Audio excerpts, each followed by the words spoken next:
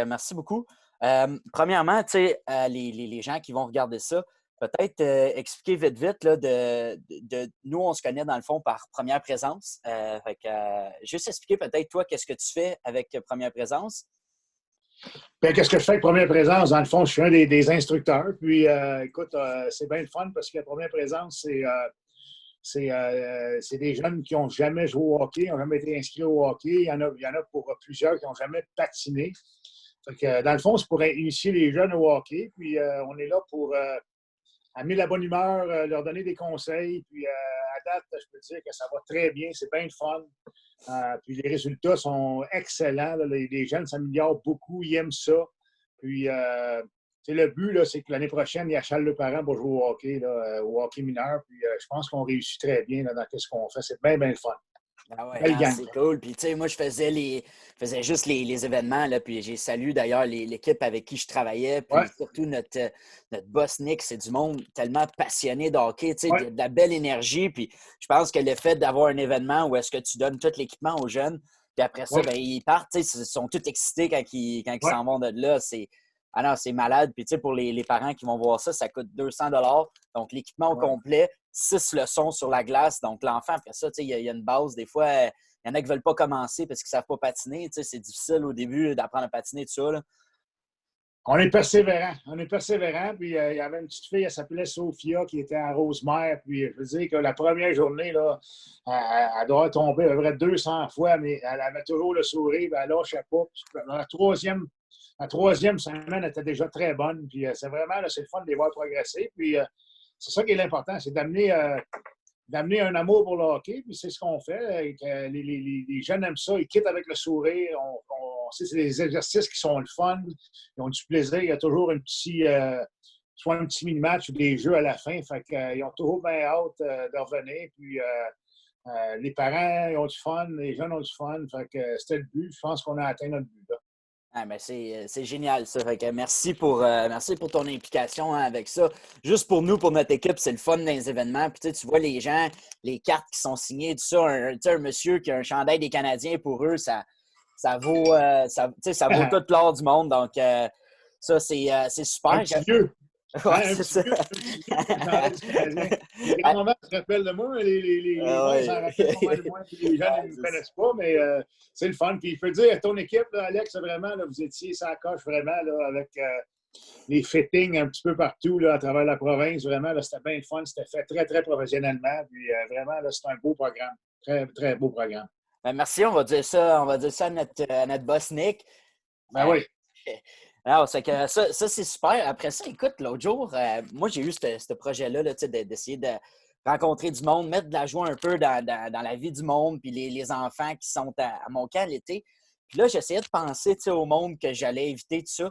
Puis j'ai vu l'autre jour à l'antichambre ton entrevue au-delà du joueur avec Doug Guimond. Euh, Ouais. Là, j'ai fait tabarnouche, wow, tu sais, c'est quelque chose de spécial. Sans tu sais, passer tout le temps là-dessus, j'aimerais ça que tu expliques un petit peu aux gens qui ne savent peut-être pas ce que vous faites, toi puis Diane, avec votre maison. Ben écoute, on est famille d'accueil. On est famille d'accueil. Là, présentement, on n'a pas d'enfants chez nous, mais on a accueilli des enfants dans le passé pendant plusieurs années. Et dans le fond, c'est d'essayer de remettre ces jeunes-là. Nous, on les prend en bas âge. On a eu des enfants à partir de 13 mois jusqu'à 3 ans, mais on les a gardés 2 ans, 3 ans et demi. C'est de les remettre sur la traque, les remettre sur la bonne voie. Puis, éventuellement, eux vont s'en aller dans une famille permanente. Puis notre but, c'est de bien les placer. Et je peux te dire qu'à date, ça va très bien. Je suis particulièrement fier de mon fils, un de mes fils qui est devenu famille d'accueil lui-même, Ah ouais? qui a accueilli chez eux une petite fille qu'on avait ici, qu'on a gardée ici pendant 2 ans et demi de temps. Et lui, il l'a accueilli chez eux. Lui, ils vont la garder tout le temps. Puis là, elle est rendue, nous, on l'a reçue à la maison, elle avait 13 mois. Et on l'a gardé ici 2 ans et demi de temps. Là, elle est rendue à 5 ans. Elle va avoir 6 ans dans quelques mois. Puis ça va bien. Puis c'est vraiment là, quelque chose que tu inculques à tes enfants et tout ça. Puis c'est bien le fun. Écoute, c'est de voir les jeunes progresser, puis de bien se replacer dans la vie, je pense que c'est le but. Puis c'est pas toujours facile. Là. C'est difficile quand tu te détaches de ces enfants-là, mais tu sais que tu peux pas les garder tout le temps. Mais on fait ce qu'on peut, puis on reste en contact avec eux. Fait que c'est bien le fun de ce côté-là. On a une belle relation avec les familles d'accueil où les jeunes sont placés, puis ils nous permettent d'aller les visiter et tout ça. Donc, c'est bien le fun. Ah, c'est C'est bien le génial, fun. ça. C'est génial, ça. Puis Ouais. ça me rejoignait beaucoup parce que, tu sais, j'ai entendu ça l'autre jour, puis ma mère, à moi, est psychoéducatrice. Donc, tu Ouais. sais, depuis qu'on est jeune, elle nous raconte des histoires, tu sais, puis tu le réalises comment qu'on est chanceux, tu sais, d'être élevé Ouais. tu sais, si on veut, dans une ambiance qui est safe, tu sais, puis on a eu tout l'amour qu'on avait besoin, puis tout ça. Puis Ouais, ouais. c'est pas le cas pour tout le monde, puis c'est le fun. Yo. Non, Fait que, c'est pas le cas pour tout le monde. Entièrement raison. On va dire, ces enfants-là, il y en a qui ont. Tu sais, nous, on a un petit garçon qui est handicapé. Il n'a pas été maltraité, là. Ben, tu sais, abusé ou rien de ça, mais c'est juste que, tu sais, il manquait un petit peu il manquait d'attention et tout ça. Fait qu'on l'a gardé 3 ans ici. Il est encore handicapé. C'est un petit garçon qui va être handicapé tout le temps, mais on l'appelle Johnny. Là. C'est pas son vrai nom, mais c'est un petit garçon extraordinaire. Et vraiment, là, il nous reconnaît à chaque fois qu'on va le voir. Il est rendu, il y a 10 ans. Il est rendu à 10 ans, puis on va le voir régulièrement. Là, on ne peut pas le voir dernièrement à cause de ce fameux virus-là, mais quand même, on fait ouais. des appels FaceTime et tout ça. Fait qu'on est capable de communiquer. Puis, mais il y a des enfants qui ont été. Les enfants que tu reçois qui ont été battus, qui ont été abusés, Hey, puis pas ça, c'est pas drôle. facile parce que tu ne le sais pas tout le temps. Puis Mhm, juste de faire confiance à un adulte, des fois, c'est long. Mais mhm. avec la persévérance, là, tu parviens à créer un lien et tout ça, puis éventuellement, ils font confiance, puis ça va bien. Là. Ah, ben c'est Ouais. super ça. Fait que Ouais. justement, écoute, parlant d'enfance, je t'avais envoyé une couple de questions là, par les Facebook. Fait que pour nous, notre camp, c'est des jeunes de 5 à 13 ans. Fait que j'aimerais ça que tu leur expliques vite, vite. Toi, tu viens de où les premiers souvenirs que tu te souviens au hockey et tout ça? Ouais. Ben écoute, moi j'ai commencé à patiner probablement à l'entour de 5 ans, Alex. Puis, ben, tu sais, j'ai 57 ans, donc on patinait dehors, même on jouait au hockey mineur dehors. Les premières années que j'ai joué au hockey mineur, moi, c'était dehors parce qu'on Ah n'avait ouais. pas de disponibilité d'aréna. C'était les pieds dans le banc de neige quand tu attendais ton tour pour embarquer sur la glace, là-dessus, quand tu te casques, puis on jouait au hockey dehors. Puis éventuellement, ben, on a joué. Moi, je suis un gars que j'ai grandi à Longueuil. Éventuellement, on a joué au Colisée Jean-Béliveau. Et c'est à partir de là, mais j'ai toujours eu un amour pour le sport. Non seulement le hockey, je pense que c'est important pour les jeunes de faire du sport. C'est pas juste du hockey. Moi, j'étais un gros gars de baseball. J'ai toujours adoré le baseball. J'ai joué au baseball longtemps. J'aime beaucoup, beaucoup le baseball. Puis, nous, quand on était jeunes, on ne jouait pas au hockey 12 mois par année comme bien des jeunes le font aujourd'hui. Nous autres, c'était le hockey l'hiver. Puis quand le printemps arrivait, là, ben là, on serrait les patins, puis on sortait la gants de baseball, puis on jouait au baseball, puis on allait au parc, puis on s'amusait. Puis on jouait aussi dans des ligues. On jouait dans des ligues avec nos chums et tout ça. Quand on était plus jeunes. Puis ça a toujours été. Fait que c'est ça. J'ai une enfance. J'ai eu des bons parents, des très bons parents. Écoute, on n'a jamais manqué de rien. On n'était pas riches, mais on n'a jamais manqué de rien. On a toujours été bien appuyés par mes parents. Puis, écoute, moi, je suis parti de chez nous à 15 ans. Là, fait que, je suis parti de chez nous à 15 ans pour aller jouer au junior à Chicoutimi. Ah Fait ouais? que, ouais, moi, ben oui, j'ai joué junior à Chicoutimi. À partir, moi, je suis né au mois de novembre, donc je suis parti Ah, ok, comme à late. 15 ans. J'étais un late. Tu sais, j'ai commencé la saison à 15 ans, j'ai eu 16 ans au mois de novembre, puis j'ai joué tout mon junior à Chicoutimi. J'ai joué 3 ans à Chicoutimi. J'ai repêché pour le Canadien à 18 ans. Et j'ai fait le saut dans la Ligue nationale à 18 ans avec le Canadien. Puis, avec les gars que j'ai regardé jouer là, dans mon adolescence, les Guy Lafleur, les Larry Ah Robinson, ouais. Mario Tremblay, Régent Hall, Pierre Mondoux, Bob Gainé, tous ces gars-là que tu regardes jouer pendant des années, puis du jour au lendemain, tu es assis dans le vestiaire avec eux autres, Guy Lapointe, tu es assis dans le vestiaire avec ces gars-là, puis ces gars-là te donnent des conseils. Vraiment, là, c'est vraiment le fun, c'est vraiment spécial. Puis c'est vraiment je ne sais pas ce que ça a l'air aujourd'hui, mais je peux dire qu'à cette époque-là, c'était vraiment des bons messieurs, des bons bonhommes, des bons coéquipiers, puis ils m'ont aidé énormément. Puis, tu sais, facile, tu sais, quand tu arrives dans la Ligue nationale à 18 ans, puis tu joues avec un défenseur comme Larry Robinson, là, ça aide pas mal. Tu sais, il peut t'aider beaucoup. Là, tu sais, il peut te donner des conseils, tu l'écoutes, ça aide énormément. Puis, ben, tu sais, les jeunes, l'important, c'est d'être persévérant, de travailler fort, de jamais lâcher. Puis, écoutez, si tu entreprends quelque chose, moi, j'ai toujours fini. Si tu entreprends quelque chose, tu finis. Tu t'inscris à un sport, tu y participes au maximum. Tu fais quelque chose, tu le fais au maximum tout le temps. Puis je pense que c'est important de. C'est l'éthique de travail. L'éthique de travail, non seulement dans le sport, mais dans la vie, ça va aider. Ça aide tout le temps. Donc, c'est important d'avoir une bonne éthique de travail et une bonne attitude.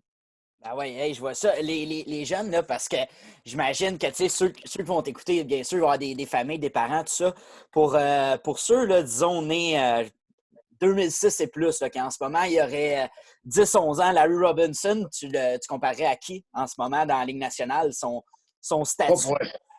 Pourrais-tu Larry dire? Robinson, ça a été un défenseur qui a gagné le trophée Norris, un grand bonhomme. Écoute, Chez Weber? non, je te dis non, il y avait plus. Non, il était plus habile que chez OK. Weber, Larry Robinson. Chez Weber, il a un bon tir, il est bon sur le jeu de puissance, mais Larry, c'est un gars qui pouvait monter la rondelle d'un bout à l'autre de la patinoire. Écoute, c'est un. Colin, comme défenseur, c'est dur à expliquer, mais c'est un grand bonhomme, un gars de 6 pieds 4, c'est un gros gars aussi. Je te dirais. Pietrangelo?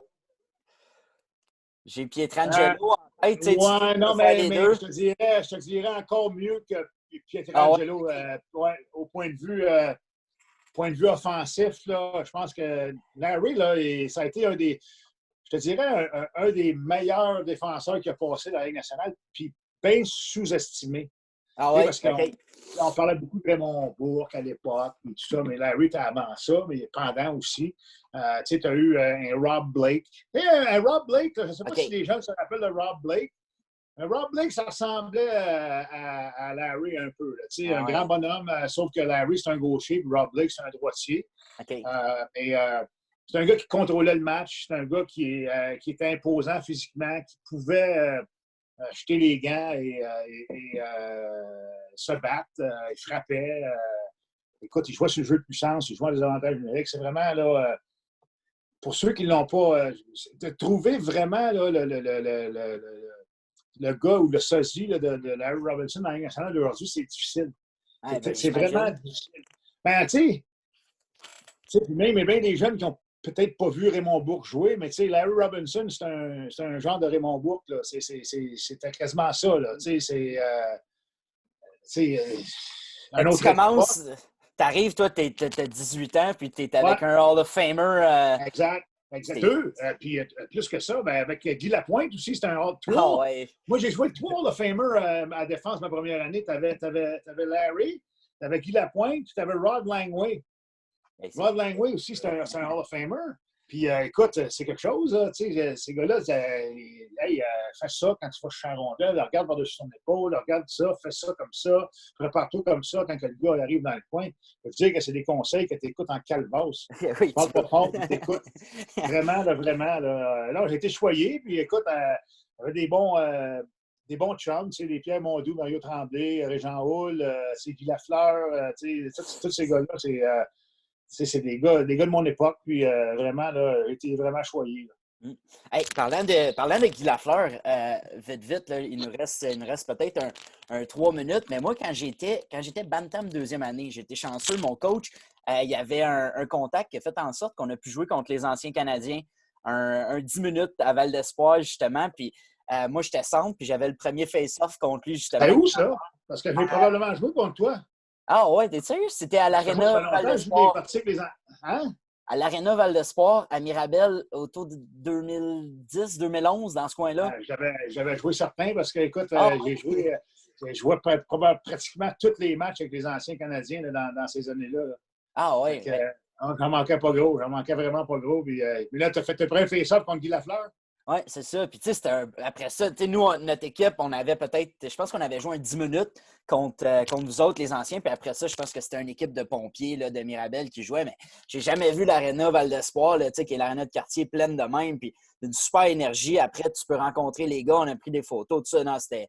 c'est génial, ça. Puis pour vous aussi, je suis sûr que c'est le fun, les anciens Canadiens. Oui, Oh, c'est bien le fun. On en joue plusieurs matchs, mais là, on en joue un petit peu moins. Mais il y a été des années qu'on en jouait 60, 65. Puis c'est vraiment, tu rencontres des gens partout. Puis on est là pour avoir du plaisir, rencontrer des gens, des fans de hockey. Puis c'est bien le fun. On a toujours un genre de mini-match contre des plus jeunes. C'est le fun, vraiment. Là. Puis les gars sont disponibles aussi. Là. Tu parles d'un gars comme Guy Lafleur qui est une super vedette. Mais vraiment, c'est un bon gars qui est disponible. Puis, il est aimable. Puis, il est accessible. Puis, c'est bien le fun. Ah, mais c'est super le fun. Écoute, là, Gilbert, j'aimerais ça te poser une dernière question avant que tu continues pour ta journée. Là, pour les jeunes qui nous écoutent, j'aimerais ça que tu décrives c'est quoi un bon coéquipier pour eux, pour qu'ils continuent après dans leur cheminement au hockey, puis d'avoir, je pense, quelqu'un qui a ton expérience leur expliquer, je pense que ça peut juste aider. Fait que, si tu peux expliquer c'est quoi le coéquipier idéal là, quand on est jeune. C'est un gars. Ouais, un bon coéquipier, là, c'est un gars qui se prépare bien, qui fait ses affaires, qui a une bonne attitude, qui travaille. C'est un gars qui ne cherche pas d'excuses. Tu sais, c'est facile, là, tu vas chercher une excuse. C'est pas de ma faute, la faute à lui. Écoute, quand tu joues dans une équipe de sport, tu es tous ensemble. Tu perds en équipe, puis tu gagnes en équipe. C'est pas plus la faute d'un que c'est la faute de l'autre. Peut-être si tu avais été là pour l'aider, ça aurait été mieux. Donc, c'est important de. Moi, je pense que c'est l'attitude, Alex, c'est le plus important là-dedans. C'est de rentrer dans le vestiaire. Puis moi, j'en ai eu des coéquipiers qui étaient plus négatifs. C'est pas le fun. Ça tire les gars par en bas, puis c'est pas le fun. C'est bien plus le fun d'avoir des gars positifs, des gars qui sont upbeat, des gars qui ont de l'énergie, qui sont prêts à aller à la guerre avec les boys pour avoir du plaisir. D'avoir des joueurs qui sont peut-être talentueux, mais qui sont négatifs. C'est pas bon, ça. OK. Bon, ben, super. Puis le meilleur coéquipier avec qui tu as joué? J'en ai eu plusieurs. J'en ai eu plusieurs, des bons coéquipiers. Écoute, j'ai plusieurs bons amis. Je parlais des gars de Montréal tout à l'heure. Je suis bien chum avec mon ancien gardien de but, Richard Sévillier. Okay. C'est un bon coéquipier. Régent Houle, Mario Tremblay, tous ces gars-là, vraiment. Guy Lafleur, c'est un de mes bons amis. Vraiment, là, j'ai joué avec un gars à Saint-Louis, à Détroit, Dave Parr. J'ai joué longtemps avec lui. C'est un bon coéquipier. Mais dans le fond, des mauvais, c'est plus facile de pointer les mauvais coéquipiers parce qu'il n'y en a pas une tonne. C'est pas mal tous des bons coéquipiers. C'est sûr que les gars, ils ont tous leurs petits défauts. On a tous nos petits défauts, mais tout ça, mais dans l'ensemble, les gars, on est tous là pour. On a tous le même but en tête, c'est de gagner. Puis la plupart des gars, c'est des bons coéquipiers. Bon, ben cool. Merci beaucoup, Gilbert, d'avoir pris le temps. C'est super gentil. Puis moi, je pense plaisir, n'importe quand. Ça va mettre des sourires là, dans la vie de nos jeunes, dans nos parents. Là, si ça peut les divertir un 20 minutes dans leur journée, ben, c'est déjà une victoire. Fait que merci beaucoup, puis bonne fin de journée. On lâche pas.